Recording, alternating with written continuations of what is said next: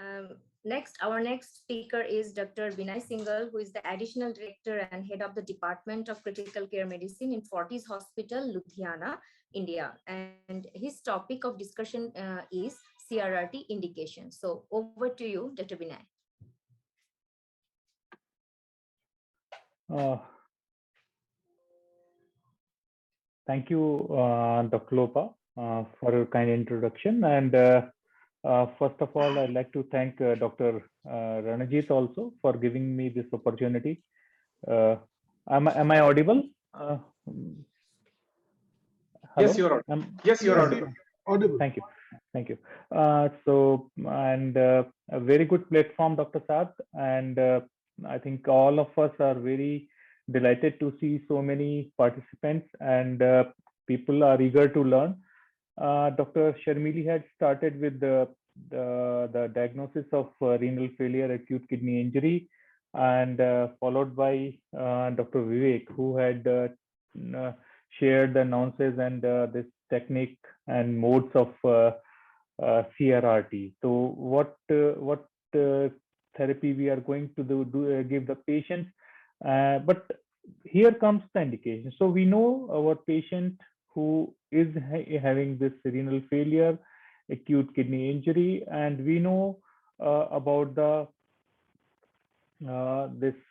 modes of dialysis, but we should also know when to start a dialysis. So it is very important on certain occasions that you should know the when you are going to start the dialysis. So we all know that this is a common finding in intensive care unit. Approximately 5 to 10% of such patients require renal replacement therapy.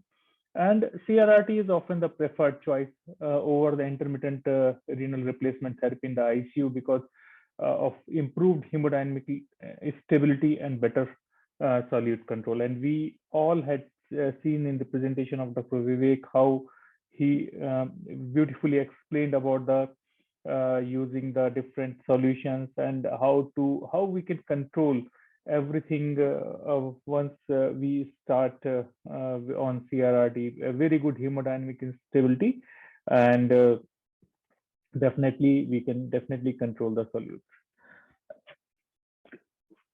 Coming to the indications of for the initiation of CRRT. So we all are aware that that there are certain indications of starting the renal replacement, and there are classical indications, and the indications of initiation of CRRT generally correspond to overall indications of renal replacement.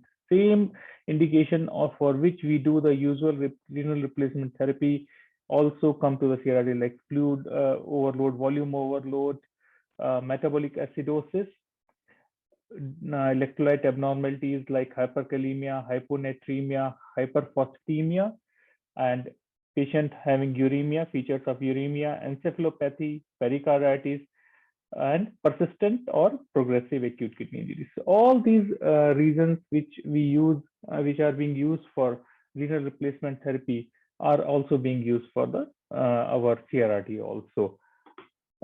Apart from that, if we look at this paper published in 2007, Intensive Care Medicine, and they had done a survey of continuous on the CRRT, continuous renal replacement therapy, the beginning and ending supportive therapy for the kidney investigators. And you can see that they had chosen this reasons to start CRRT, and they had in their survey, they had seen that around 70% of the patients who received CRRT in this survey was mainly for the oliguria or anuria, high urea or creatinine were the reason in around 53 of the percent of patients, and metabolic acidosis in 43.6% of patients, and fluid overload was there in 36.7% of patients, hyperkalemia in 18.6% of patients. Immunomodulation, this CRRT was used for immunomodulation, and for other reasons is 7%. So here, this we can see that the factors which are important for initiating the CRRT are these are the common indications from oliguria to hyperkalemia, and then we have certain other reasons also where we can use the CRRT. So we see that there is some changing paradigm in the ICU when we talk of hemodialysis or CRRT, renal replacement therapy. So usual renal replacement is the common indication, but other indications are supporting other organs, depends upon the individual needs, and considers both renal and non-renal indications. So we coming from renal replacement to the renal support therapy whenever we talk about the CRRT in the intensive care unit. So for renal support, we need to give this renal replacement therapy for nutrition. For even if our patients are not in fluid overload and not having any electrolyte abnormality, not uremic, but we want to give nutrition to the patient. And we all know, and Dr. Abhishek is also going to discuss about the nutrition part. So how this nutrition is important, and one patient is not having any output, then how can you give any intake and push the patient to the fluid overload? So to prevent that, we may need to use renal support for giving some nutrition, fluid removal in congestive heart failure, cytokine management in sepsis, treatment of respiratory acidosis in ARDS, and fluid management in multi-organ failure. So non-renal indications of CRRT, if we go for different indications, so one is that drug and toxin removal. Timely use of CRRT in cases of poisoning and drug intoxications with certain agents may be able to avoid serious complications, and ability of CRRT to remove particular drug or toxin from the circulation is a function of size, volume of distribution, and protein binding. So it is very important that we should know what drug can be removed through this CRRT, because it not only depends upon the type of intoxication, it also depends upon the size of the molecule, volume of distribution, and its protein binding. So CRRT is effective for removal of smaller non-protein bound molecule with a volume of distribution of less than 1 liter per kg body weight. And high dose CRRT has been shown to be efficacious for acute management of severe hyperammonemia. So in case of acute liver failure, it has some role if your patient, if he can do the CRRT in these cases, and especially severe hyperammonemia, where the level of ammonia is more than 400 millimoles per liter. What are the toxins that are dialysable while using CRRT? Some toxic alcohols, ethylene glycol, lithium, salicylates, valproic acid, metformin, methotrexate, isoniazid, and vancomycin. So these are the molecules which are dialyzed through our CRRT. The other non-renal indications are maybe there, and or they can be presumed as elimination of inflammatory mediators such as systemic inflammatory response syndrome and sepsis, acute respiratory distress syndrome, and cardiopulmonary bypass. So once we talk about that, and there are many papers, and at many times there are certain inconclusive evidence that this CRRT can be used for elimination of inflammatory mediators. So it's again a big topic of debate, that what therapies we can use to remove these inflammatory mediators, if they are going to really help the patient or not. But yes, these can be used. This therapy can be used to remove the inflammatory mediators. Removal of fluids, like we do in ARDS, cardiopulmonary bypass, chronic heart failure. Eliminations of other endotoxin and endogenous toxic solutes, like inborn error of metabolism, lactic acidosis, and crush injury cases, and in cases of tumor lysis syndrome. Now coming to the second part. So we know we have a patient, and patient is in renal failure. We have modality modes where we can use the patient. Now, big question comes when to start renal replacement therapy in case of acute kidney injury. And this is a big question, and this is a big dilemma for clinicians, especially who are working in critical care unit, when to start renal replacement therapy in a patient. And the absence of specific indications, the optimal timing of initiation of RRT in AKI is uncertain. If your patient is having the classical indications of starting the renal replacement therapy, there is no dilemma, there is no question. If your patient is in fluid overload, patient is in presenting with hyperkalemia, hyponatremia, those kind of indications, you don't have to think about it. You have to start the your renal replacement therapy. But patients, when these classical indications are absent and your patient is going into the acute kidney injury, it is very difficult to decide when to start the renal replacement therapy. The earlier the initiation of this renal replacement therapy, it allows it gives us some scope to optimize the volume status of the patient. So earlier intervention, it can decrease the volume overload or this pressures because of the high volume on the patient, and early correction of acid base and electrolyte disturbances and control of azotemia. But uh, what is our goal? We want to rectify the things prior to the development of major metabolic disturbances. So this is our goal, and we don't want our patients to go in deep trouble and have so many major metabolic disturbances. We want to intervene early. We want to start our renal replacement therapy early, and we want to take care of these metabolic disturbances so patients can be optimized early. However, these potential benefits of early initiation need to be balanced with the risk and burden associated with the renal replacement. Dr.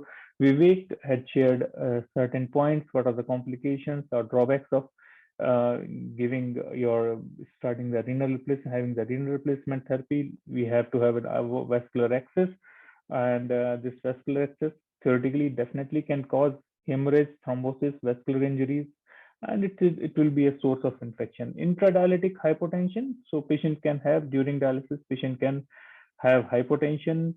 You may not have so many CRRT machines in your ICUs. We can have around 10% patients who need dialysis. So if you are having 30-bedded unit, you may require 3 to 4 patients who can require dialysis at some or other point.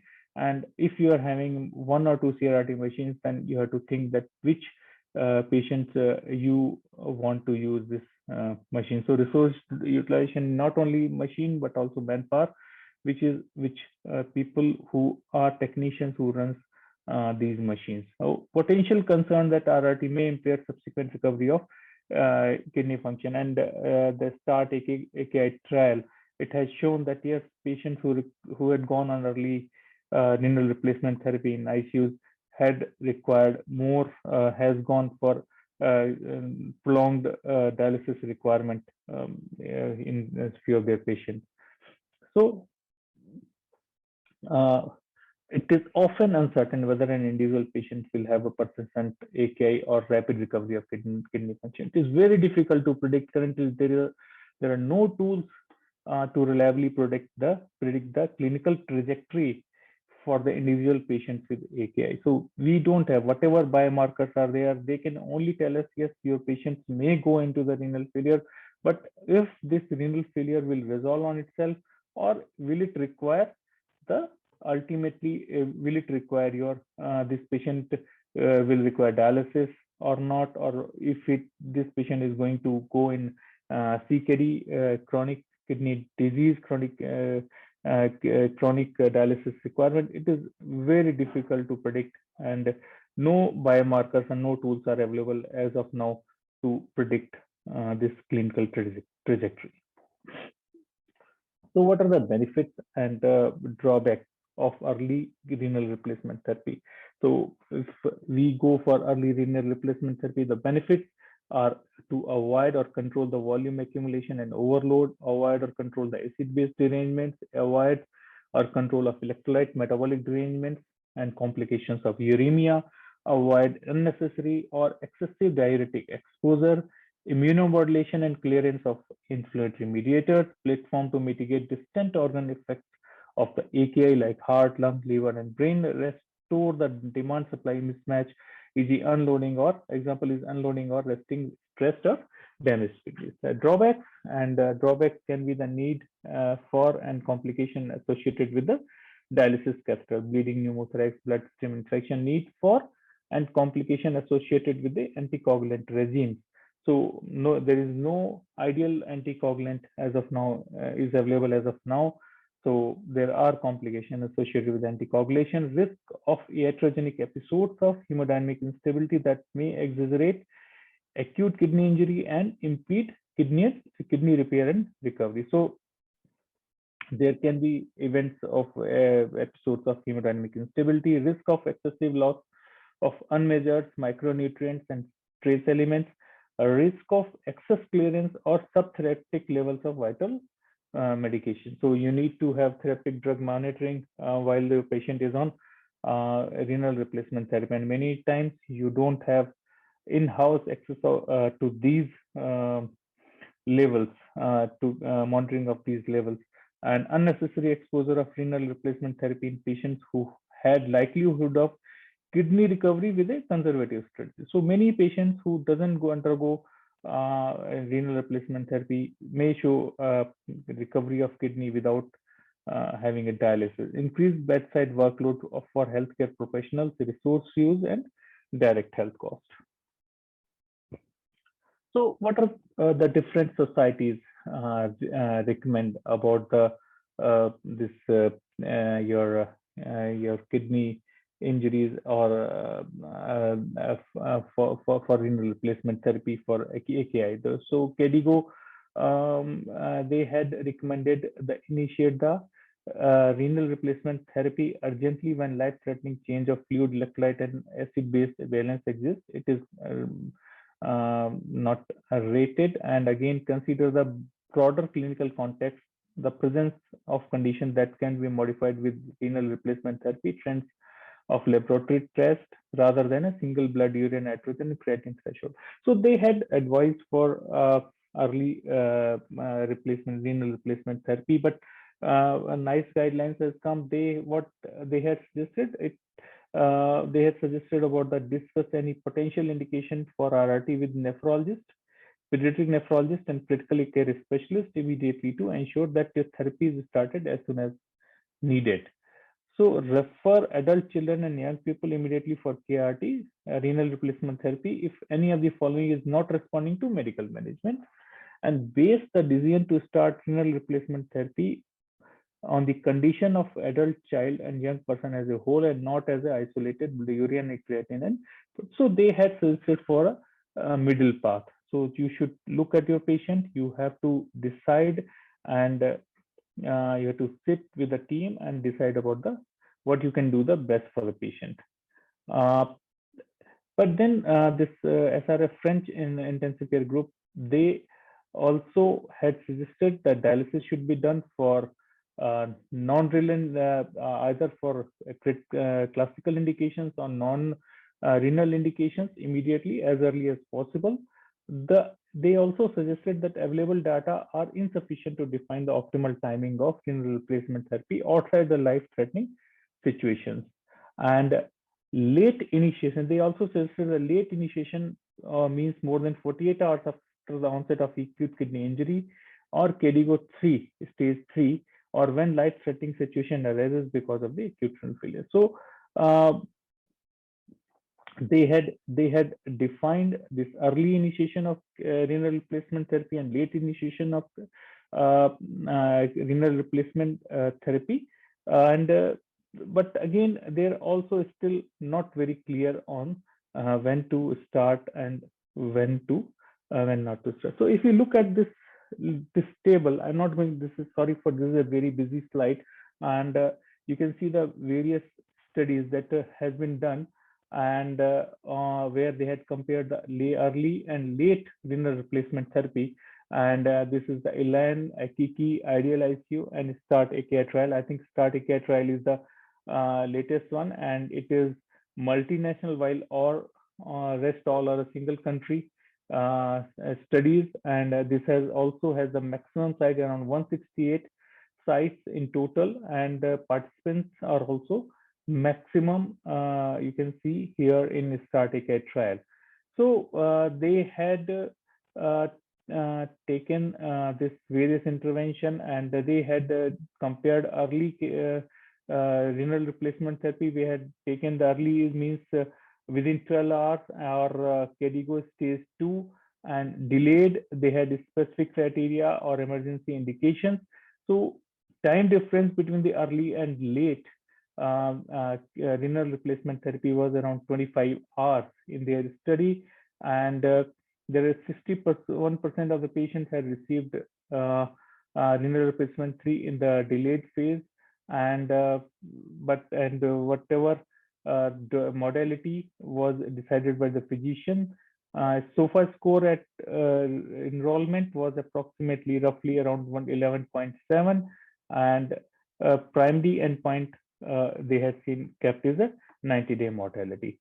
So what they had seen is that timing of initiation, if there was no difference in the 90-day mortality, either you start the renal replacement early or late. So they had find no difference in the outcome of the patient. They in fact they find that there is a more number of patients had gone into the chronic renal failure or prolonged renal replacement therapy if they had initiated the time of initiation of renal replacement therapy was early.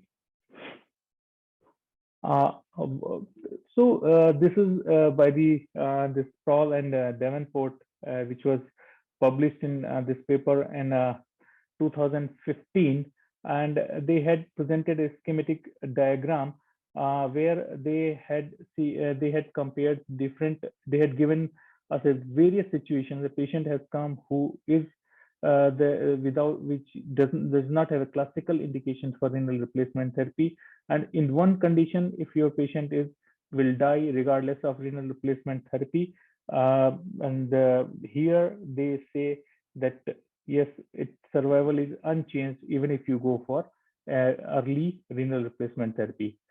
If your patient will only survive with early renal replacement therapy, here your patient survival will improve with early renal replacement therapy.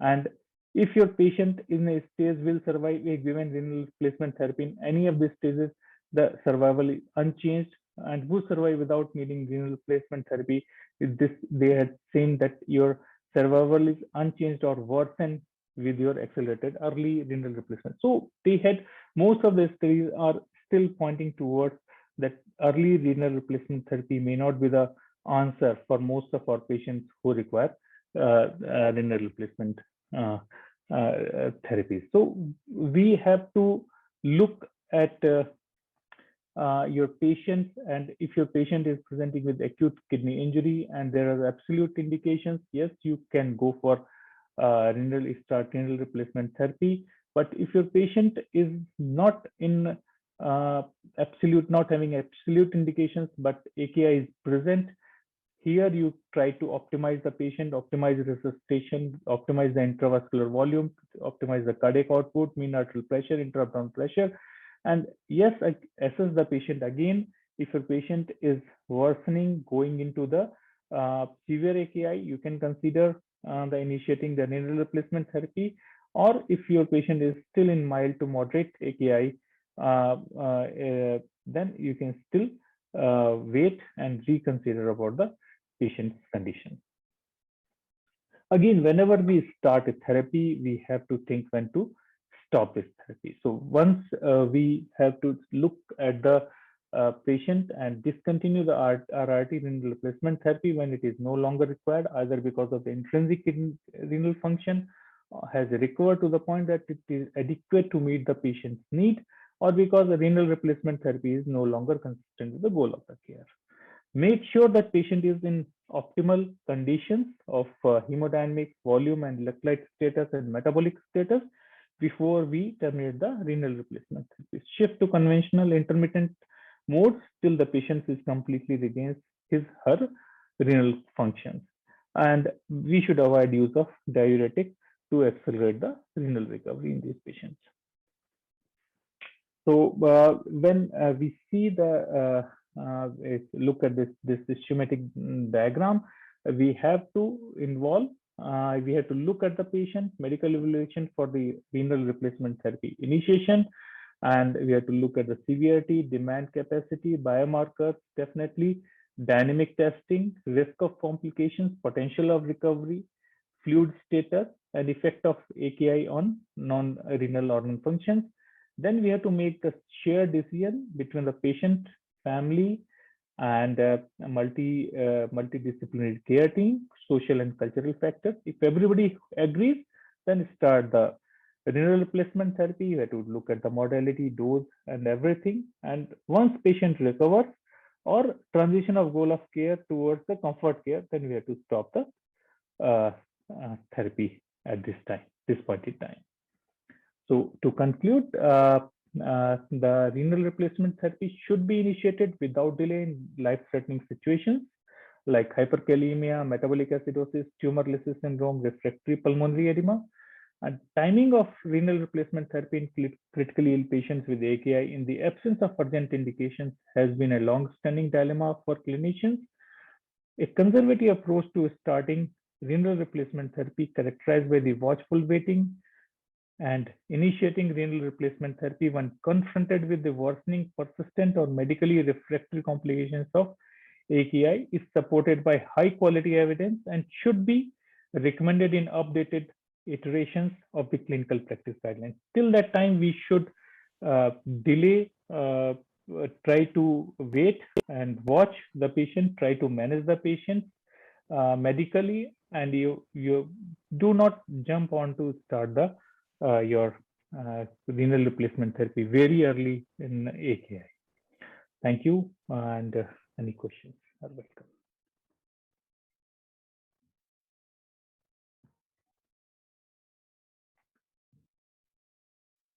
Thank you, Dr. Vinay. I hardly find any questions out here for you, and you have really explained it very well, made it very clear that now renal replacement has converted into more to renal support, and the boundary of the renal replacement therapy, especially the CRRT, is not only limited to AKI but also to volume overloads, starting to air situations of ARDS, situations of even where the patient is having hypercapnia, where you can go for ECOR, and there are so many indications of uh, CRRT nowadays. And yes, judicious clinician judgment is needed exactly where to start CRRT, at which stage to start CRRT, maybe it a bit early sometimes in certain situations, maybe it a bit late, and it all depends on your clinical practice and your experience, where you judge exactly where to start CRRT. You just can't divide, just can't draw a line and say, yes, here you have to start it.